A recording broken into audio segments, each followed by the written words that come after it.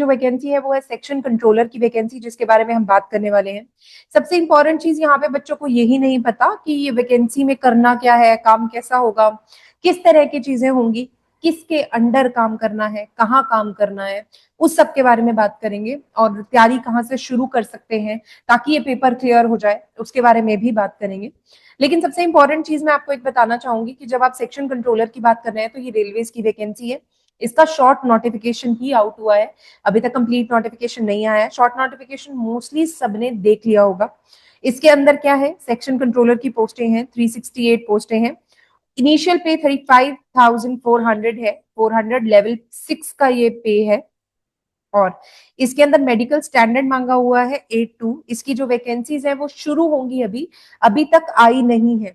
ठीक है, अगर आप सोच रहे हैं कि आप इसके लिए फॉर्म फिल करना चाहते हैं तो एप्लीकेशन इसकी 15 सितंबर को रिलीज होगी और 14 अक्टूबर तक जाएगी। ठीक है, अब ये तो बेसिक शॉर्ट नोटिफिकेशन था। जो चीजें इस नोटिफिकेशन में नहीं पता लग रही है उनके बारे में बात करेंगे। पहले ही सेक्शन जो कंट्रोलर है ये होता क्या है उसके बारे में बात करेंगे। तो अगर मैं सेक्शन कंट्रोलर की बात करूं तो कंप्लीट डिटेल्स में सबसे इंपॉर्टेंट चीज मैं बताना चाहूंगी कि एक सेक्शन कंट्रोलर जो होता है वो सुपरवाइजर होता है। वो सुपरवाइजर होता है किस चीज का, वो उस जगह का पर्टिकुलरली सुपरवाइजर होता है। जैसे एक रेलवे स्टेशन का जो सुपरवाइजर होता है उसको बोलते हैं स्टेशन मास्टर।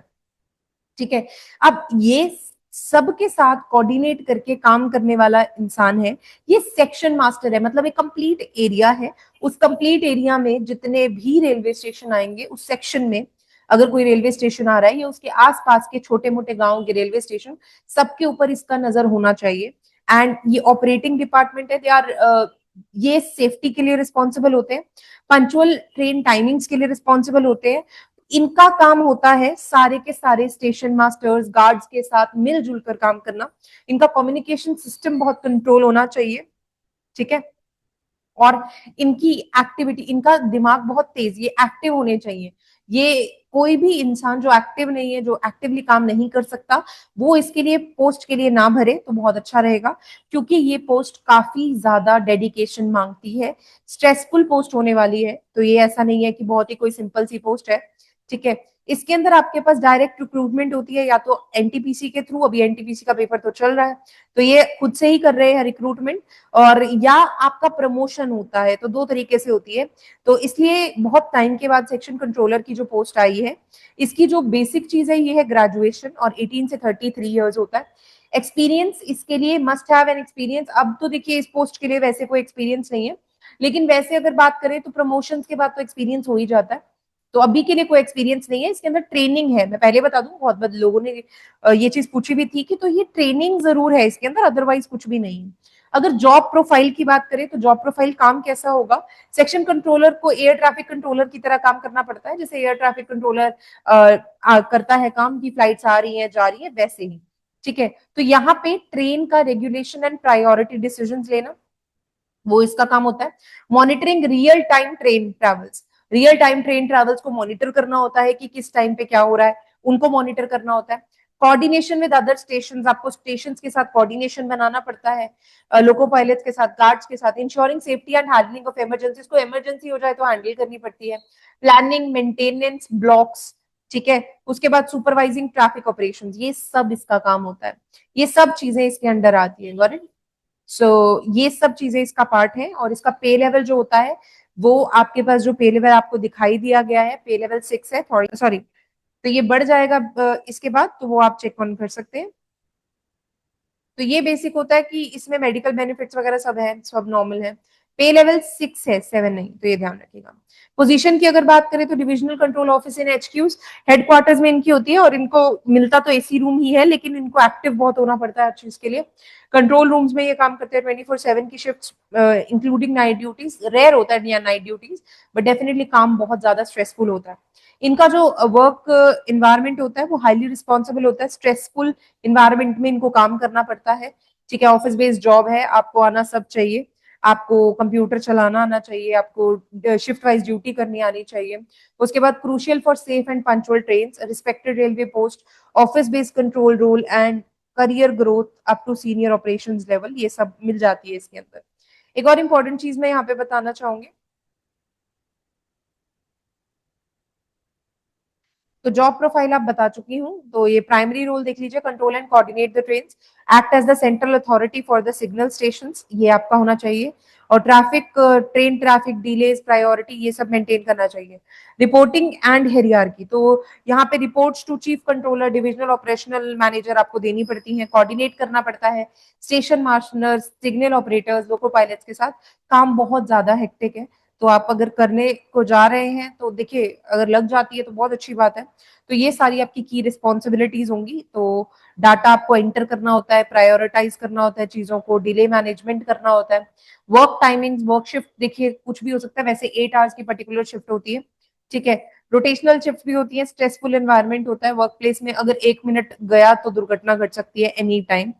और आपको पता है इसके लिए आपको ग्रेजुएशन चाहिए, ठीक है। या तो प्रमोशन से आते हैं या बेसिकली आपको, अब तो पेपर ही हो रहा है तो पेपर के हिसाब से आएंगे। आपका पे लेवल 6 का है, और इसमें आपको एडिशनल सारी फैसिलिटीज मिलेंगी, आपका 60,000 तक का ग्रॉस पे बनेगा, पर्क्स आपको सारे दिए जाएंगे। सेक्शनल कंट्रोल ऑफिसर के बाद चीफ कंट्रोल ऑफिसर बनते हैं आप, divisional operations manager, senior officer, ये सब चीजें आपको इंक्लूडेड होती हैं। टूल्स एंड सिस्टम्स यूज, आप यूज क्या करेंगे, आप control office application, train management system use करना आना चाहिए आपको। हर चीज, हर एक ट्रेन के जाने के बाद डाटा वहां पे एंटर करना होता है, जो चीजें आपकी नोटिस में आ रही है रियल टाइम आपको मैनेज करनी होती है। आपको हाईली मेंटली अलर्ट रहना पड़ता है, pressure due to unexpected delays और इमरजेंसीज डील करना पड़ता है। तो आपको यहाँ पे बहुत चीजों को देखना पड़ेगा। तो यहाँ पे आप बैकबोन होंगे ट्रेन ट्रैफिक कंट्रोल की, अगर आप इस पोस्ट के लिए अप्लाई कर रहे हैं तो। अप्लाई कर रहे हैं तो सोच समझ के करिएगा। इसके बाद मैं एक चीज इंपॉर्टेंट बताना चाहूंगी, यहाँ पे दिया हुआ मेडिकल स्टैंडर्ड A2 होना चाहिए। A2 का मेडिकल स्टैंडर्ड का मतलब है कि आपको वैसे ग्लासेस नहीं लगे होने चाहिए, अगर ग्लासेस लगे होंगे तो आप इस पोस्ट के लिए अप्लाई ना ही करें तो बेहतर रहेगा। A2 में आपकी जो डिवीजन, सॉरी डिस्टेंट विजन है वो 6/9 होनी चाहिए, 6/9 विद और विदाउट ग्लासेस। तो 6/9 बेसिकली 6 मीटर्स तक आप देख सके, 6 to 9 मीटर्स तक आप देख सकते हैं, तो आप इसके लिए अप्लाई कर सकते हैं। नियर विजन 0.6 विद और विदाउट ग्लासेस, ठीक है। विद और विदाउट ग्लासेस अगर आप देख सकते हैं तो आप इसके लिए अप्लाई कर सकते हैं। वैसे ग्लासेस वाले इसके लिए अप्लाई ना करें तो ज्यादा बेहतर रहेगा। Must be normal night vision, और नॉर्मल नाइट विजन रिक्वायर्ड आपके पास होनी चाहिए। आपको कलर ब्लाइंडनेस ना हो, किसी भी तरह की कोई प्रॉब्लम आई साइट से रिलेटेड नहीं होनी चाहिए। हियरिंग एबिलिटी आपकी अच्छी होनी चाहिए, आपकी फिजिकल फिटनेस अच्छी होनी चाहिए। और ये याद रखिए कि A2 स्टैंडर्ड में आपका सेफ्टी तभी इंश्योर होगा अगर आपका फिजिकल फिटनेस बहुत अच्छा होगा। तो अगर आप फिजिकली फिट हैं तो ही आप इसके लिए अप्लाई करें। अब आ जाती है एग्जाम की बात। अगर एग्जाम की बात करूं तो इसके लिए CBT 1, CBT 2, और जो भी इसका स्किल टेस्ट कोई नहीं है वैसे, बट अगर कुछ होता है तो वो उसके बाद DV, और उसके बाद आपका सिलेक्शन होगा। आप अगर प्रिपरेशन कर रहे हैं तो प्रिपरेशन के लिए क्लियर कट NTPC की बात करेंगे। तो ग्रेजुएशन लेवल का जो NTPC का एग्जाम है वो आपको तैयार करना ही करना है। और अगर आप तैयार कर लेते हैं तो मेरी मान लीजिए कि आपका सिलेक्शन पक्का है। 100% सिलेक्शन के साथ आप इसमें नहीं आया है। जो बेसिक मुझे चीजें लगी मैंने आपको बता दी। अगर कुछ समझ नहीं आ रहा तो आप इनसे पूछ सकते हैं। All the very best.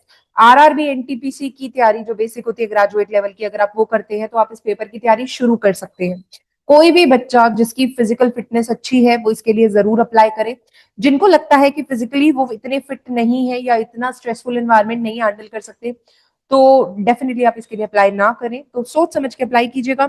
अच्छी जॉब है, अच्छी पोस्ट है, लेकिन डिपेंड यही करता है कि आप मैनेज कर पाएंगे कि नहीं। All the very best. लगे रहिए तैयारी के लिए, और वीडियो को लाइक शेयर कर दीजिएगा। और कुछ भी और जानने का मन हो तो मुझे बताइएगा जरूर। धन्यवाद।